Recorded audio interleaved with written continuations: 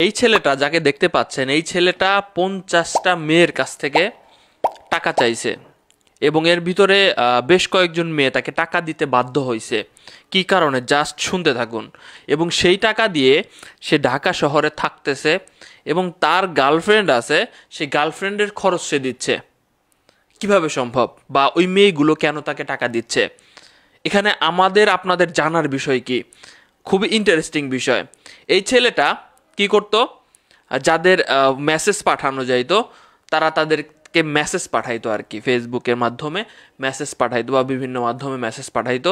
এখন ধরেন আপনাকে কেউ যদি একটা মেসেজ পাঠায়, এইখানে তোমার একটা ছবি আছে, যে ছবিটা দেখলে তুমি অবাক হবা, তোমার ছবি কিভাবে পাবলিশড হইলো।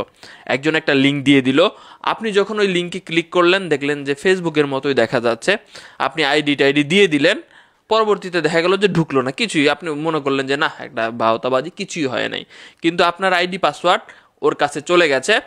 তো সে কিন্তু লগ ইন করে আপনি কার কার সাথে কী কী চ্যাট করতেছেন বা কাউরে কোনো ছবি পাঠাইলে বা ভিডিও পাঠাইলে সে কিন্তু সেভ করে রাখতে পারে কিনা ভাই, এবং যখন তখন আপনার পাসওয়ার্ডও চেঞ্জ করে নিতে পারে।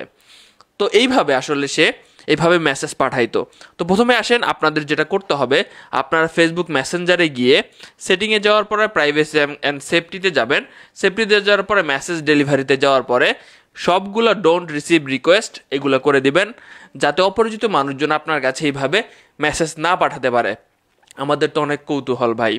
2 নম্বর বিষয় হচ্ছে, পরিচিত মানুষের কাছ থেকেও আপনার এমন মেইল আসতে পারে, এমন মানে মেসেজ আসতে পারে, তার মানে আপনার পরিচিত মানুষের আইডি কেউ যদি এভাবে হাতিয়ে নেয় বা অন্যজনের কন্ট্রোলে চলে যায়, তখন কিন্তু সে আইডি থেকেও আপনার মেসেজ আসতে পারে এবং আপনি বিশ্বাস করতে কিন্তু বাধ্য যে না, আমার পরিচিত মানুষজন মেসেজ দিছে, অথচ সেই আইডিটা কিন্তু অন্যজন কন্ট্রোল করতেছে।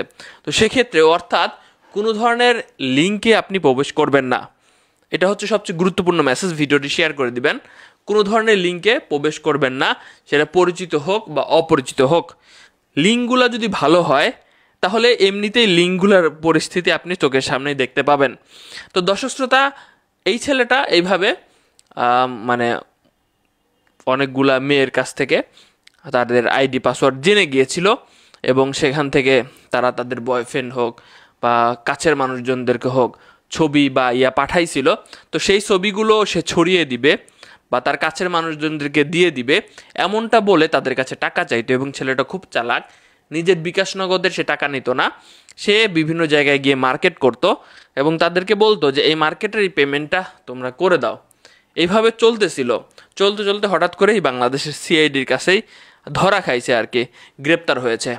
সো আমাদের সচেতনতা বৃদ্ধি না করলে কখনোই কিন্তু আসলে এটা ঠেকানো সম্ভব হবে না। তো আশা করি জেনে গেলেন বিষয়টা। ভিডিওটি শেয়ার করে দিবেন, একে অপরকে জানার সুযোগ করে দিবেন।